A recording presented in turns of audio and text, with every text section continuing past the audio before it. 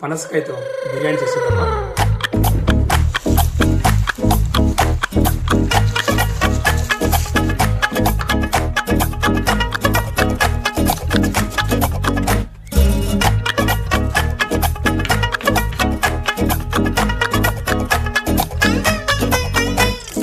పారిపోకే పిట్ట చేరనంటే ఎట్ట,